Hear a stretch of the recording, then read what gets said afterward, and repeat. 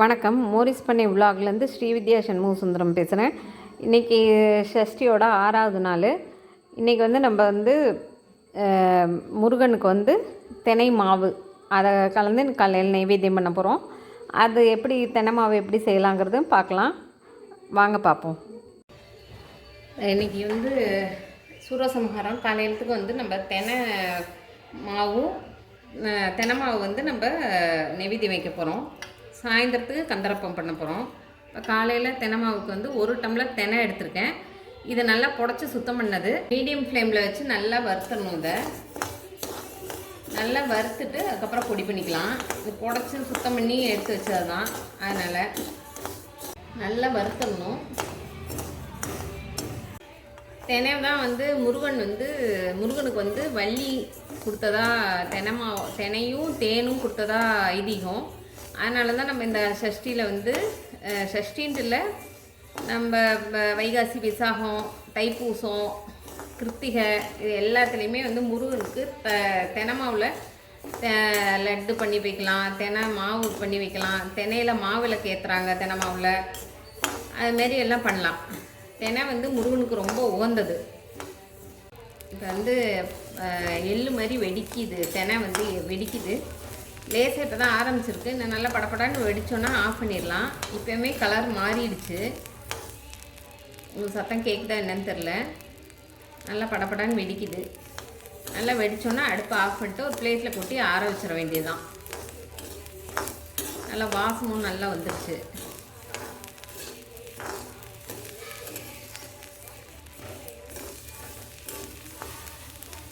அது செவந்துருச்சு. இப்போ பிளேட் மாற்றிடலாம். அடுப்பு ஆஃப் பண்ணி பிளேட்டை மாற்றிடலாம். பிளேட்டில் ஆற வச்சிட்டோம். இப்போ ஆறணுன்னு மிக்சியில் பொடி பண்ணிவிட்டு இப்போ வறுத்து வச்சுருக்கோம் இல்லையா தினை, இது கொஞ்சம் கொஞ்சமாக மிக்சியில் போட்டு அரைச்சி எடுத்துடலாம். எடுத்துகிட்டு உங்களுக்கு பவுட்ரு ஆக்கிட்டு காமிக்கிறேன் பாருங்கள். இந்தளவுக்கு நல்லா பவுட்ரு ஆகிடுச்சு. இதை நம்ம அப்படியே எடுத்துகிட்டு ஃபுல்லாக இன்னும் மீதி இருக்குது, அது ஃபுல்லாக அடிச்சுட்டு காமிக்கிறேன் பாருங்கள். ஏன்னா தினையை ஃபுல்லாக நல்லா பொடி பண்ணி எடுத்துகிட்டு வந்துட்டோம். இப்போ இதில் ஒரு 2 ஸ்பூன் நாட்டு சக்கரை போட்டுக்கலாம்.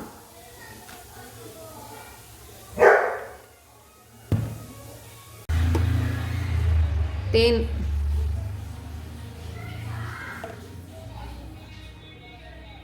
1 ஸ்பூன் இப்போ போட்டிருக்கேன். அதுக்கப்புறம் நம்ம பெசரி பார்த்துட்டு வேணும்னா மறுபடியும் போட்டுக்கலாம்.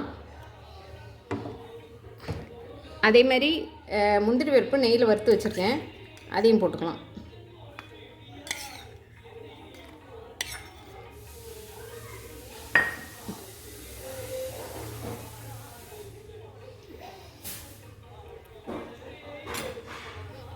இதை நல்லா இப்படியே கலந்துட்டோம்னா போதும்.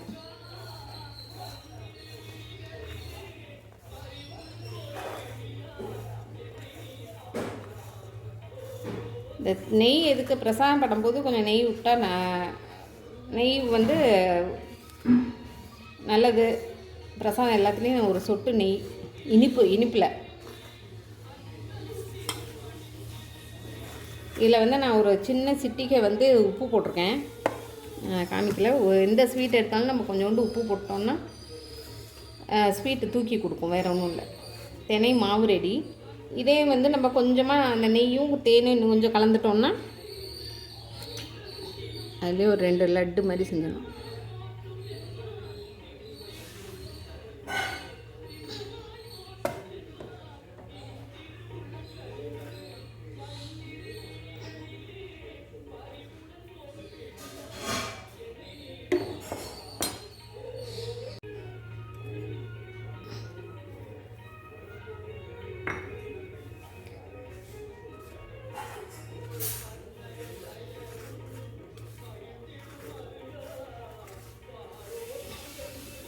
இதை நல்லா பெசரிட்டு அப்படியே லட்டு மாதிரி பிடிச்சிடலாம்.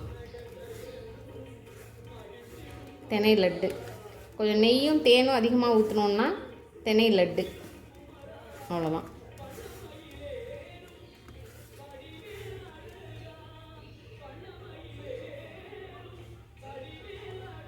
குழந்தைகளுக்கெல்லாம் கொடுக்கலாம். அவ்வளோதான். தினை லட்டு, தினை மாவு. நான் இப்போ நைவேத்தியம் பண்ணும்போது காமிக்கிறேன் பாருங்கள். எல்லாத்தையும் எடுத்துகிட்டு பாத்திரம் மாற்றிட்டு வேறு இதில் எடுத்து வச்சுட்டு காமிக்கிறேன் பாருங்கள். பார்த்திங்கன்னா அதில் 3 லட்டு பிடிச்சி வச்சுருக்கேன், தென்னை லட்டு. இதில் இன்னும் ஒரு ஸ்பூன் தேன் விட்ருக்கேன். ரொம்ப ட்ரையாக இருக்க மாதிரி இருக்குது, அதனால் தேன் மட்டும். ஸ்வீட் நல்லா சாப்பிட்றவங்க இருந்தீங்கன்னா இன்னும் 2 ஸ்பூன் கூட நாட்டு சக்கரை போட்டுக்கலாம். பாருங்கள், கலரும் சேஞ்ச் ஆயிடுச்சு.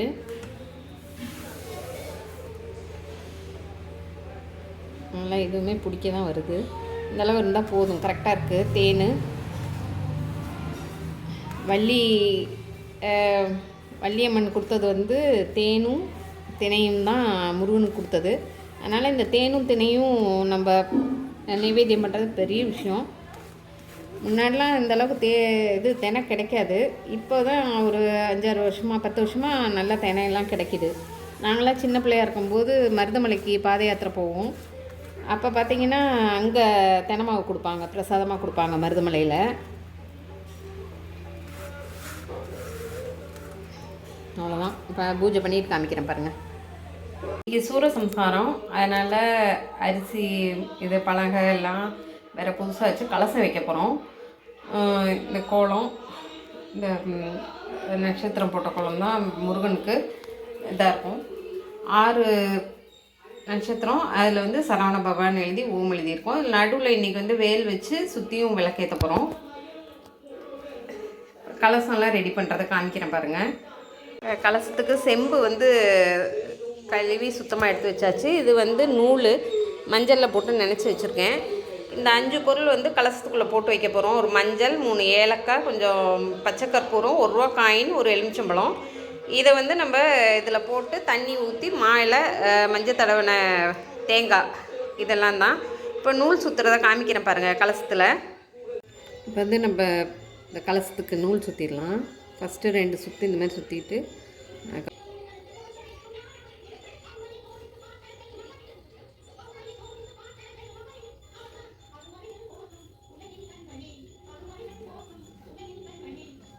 ஒரு சுற்று சுற்றினதுக்கப்புறமா ஒரு ரவுண்டு.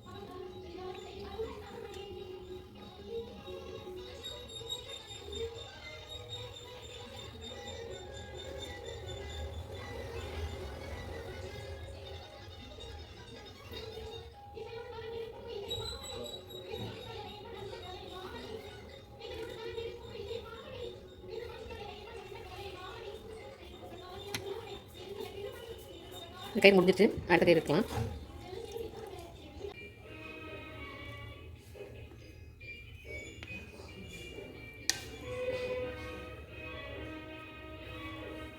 தண்ணி வந்து ஃபுல்லாக பிடிச்சி வச்சுருக்கோம் பாருங்கள். இப்போ இதில் வந்து நம்ம 1 ரூபா காயினு, இந்த 3 ஏலக்காய்,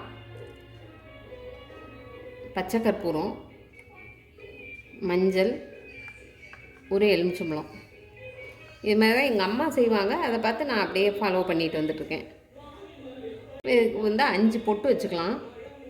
கலசத்தில் சந்தனம் வைக்கிறது நல்லது.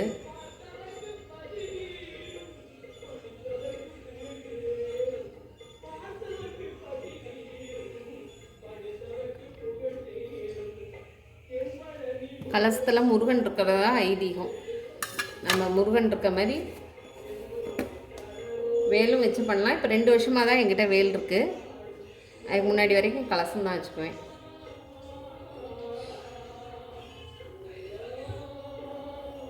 மாயில் பறிச்சுட்டு வந்தாச்சு. தேங்காய் இருக்குது. இது தேங்காய் ஃபுல்லாக மஞ்சள் தடவணும். இந்த நாரெல்லாம் சுத்தம் பண்ணிவிட்டு மஞ்சள் தடவிடுவேன். இதில் பாருங்கள் பூச்சி இந்த மாதிரிலாம் இருக்கும். இதெல்லாம் நான் ஒத்தப்படையில் எடுத்துகிட்டு நல்லா கழுவிட்டு வைக்கணும். கலசத்தில் எல்லாம் கழுவி எடுத்துகிட்டு வந்துட்டேன். 9 இலை இருக்குது. ஒத்தப்படையில் தான் இலை வரணும். இதை கலசத்தில் வச்சிடலாம்.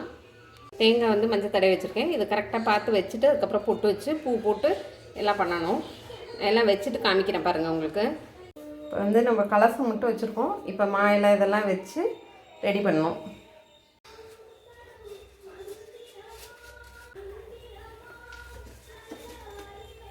இப்போ வந்து பார்த்திங்கன்னா இந்த தேங்காய் வைக்கணும் இல்லையா, அதில் 3 ரேகை வரும். அதில் வந்து அகலமான பகுதி தான் முகத்துக்கு வைக்கணும். அந்த பக்கம் ஃப்ரண்ட்டில் வர மாதிரி வச்சு அதுதான் முகம்போம். அந்த இடத்துல தான் நம்ம குங்குமம் வைக்கணும்.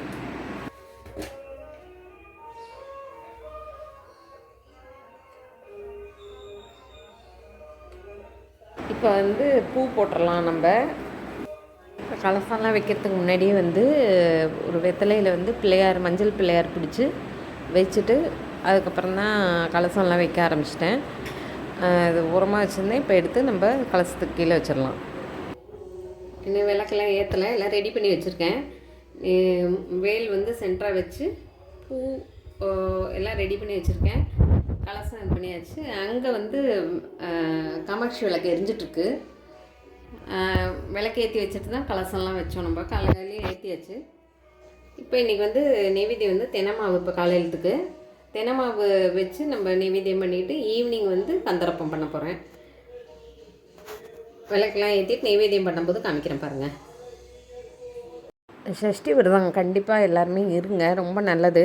குழந்தை இல்லாதவங்களுக்கு, குழந்தை, வேலை இல்லாதவங்களுக்கு, இல்லை படிக்கிறவங்களுக்கு நம்ம என்ன நினச்சி இது பண்ணுறோமோ கண்டிப்பாக நடக்கும். கை மேலே பலன். கண்டிப்பாக இந்த விரதம் இருந்து பலன் பெறுங்க. நானே நிறைய பேர் சஷ்டி விரதம் இருந்து குழந்தை பிறந்தவங்களாம் பார்த்துருக்கேன். இப்போ விளக்கேற்றி கலசம் வச்சு சாமிக்கெல்லாம் பூ போட்டு எல்லாம் விளக்கேற்றி எல்லாம் ரெடியாக இருக்குது. இப்போ தென்னமாவு, தென்னை உருண்டை செஞ்சு வச்சுருக்கோம் இல்லையா, அதை நெய்வேத்தியம் பண்ணிடலாம் காலையிலத்துக்கு. இப்போ நெய்வேத்தியம் பண்ணிட்டேன் சாமிக்கு.